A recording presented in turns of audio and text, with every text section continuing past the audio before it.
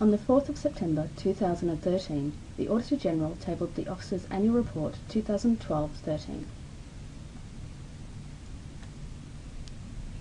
The Auditor-General provides assurance to Parliament on the accountability and performance of the Victorian public sector.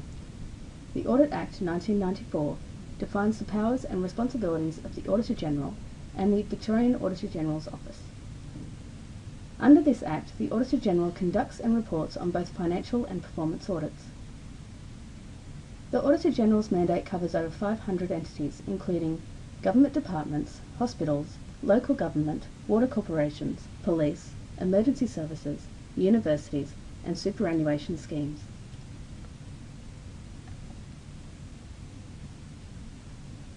The 2012-13 Annual Report has been prepared in accordance with legislative reporting requirements and provides a summary of our performance over the 2012-13 financial year.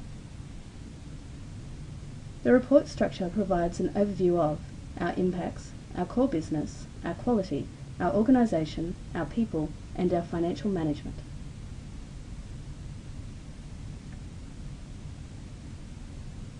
VAGO's work is having an impact on the public sector. We're seeing more examples of audits stimulating reforms and reviews, informing parliamentary debate, and being used by the media and community. We look at the impact on Parliament, agencies, and public debate. We have also observed changes made by agencies that were not subject to particular audits. For example, a local council advised us that it had used our report on fraud prevention strategies in local government to carry out a self-assessment of its fraud management.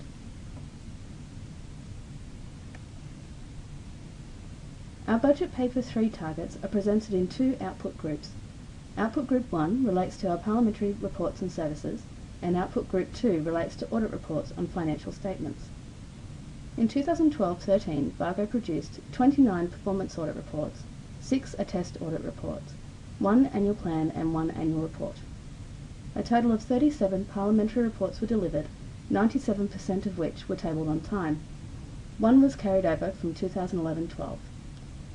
The Office also issued 550 opinions on financial statements and 115 opinions on non-financial performance statements. 92% of responding parliamentarians said they were satisfied with our reports and services.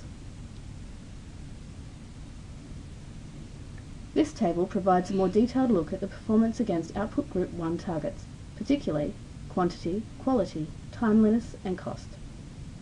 In each of these areas, VAGO has either met or exceeded the target.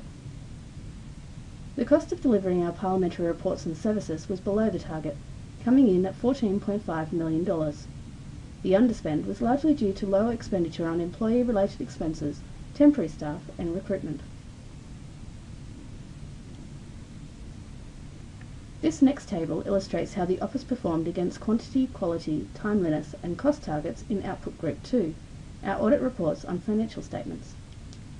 The actual number of audit opinions issued on the financial statements of agencies is lower than the target, as it reflects a change in the number of entities subject to audit in 2012-13. The average cost of attest audits was $41,000, a slight increase on last year's $40,000, which is in line with CPI.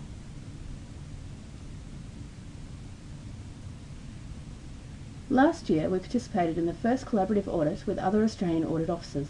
This audit, addressing homelessness, partnerships and plans, was tabled in February 2013.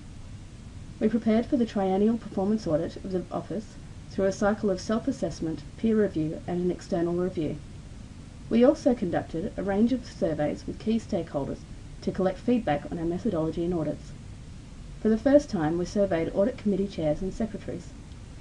The results indicated overall satisfaction with both the financial audit statement process, and they commented on how the planned performance audit program was useful in informing their organisation's internal audit program. The results of these surveys are used to identify new improvement initiatives and monitor progress on existing initiatives. The surveys are run by an independent survey company to better assure the validity of the results and are published on VAGO's website.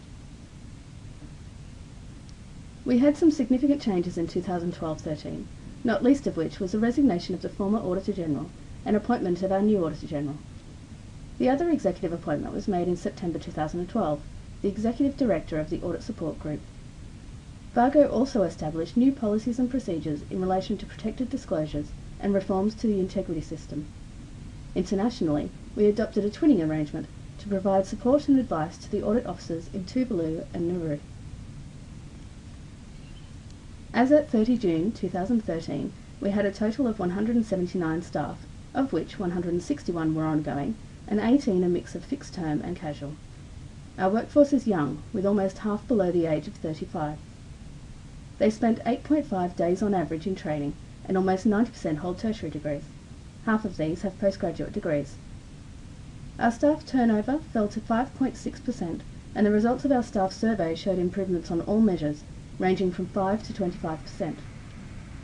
The highest scoring measures related to IT effectiveness, roles and expectations, corporate responsibility, work-life balance, and cost consciousness. We received a clear audit opinion from our auditor. Our net financial result for the year was a surplus of $1,457,260. This surplus is a result of a reduction in the average cost of audits, more even tabling of audits across the year, less recruitment due to the Sustainable Government Initiative, and a vacancy of a senior key executive. We engaged 32 contractors on our performance audits and 24 audit firms for services related to our attest statement audits. The detailed breakdown of the office's financials can be found from page 63 onward. Overall, the office has had another successful year and performed well. We were able to deliver high-quality reports that were both impactful and delivered on time within our budget.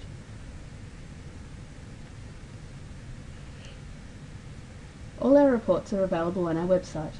If you have any questions about this or other reports, or if you have anything else you would like to discuss with us, including ideas for future audit topics, please call us on 03 8601 7000 or contact us via our website.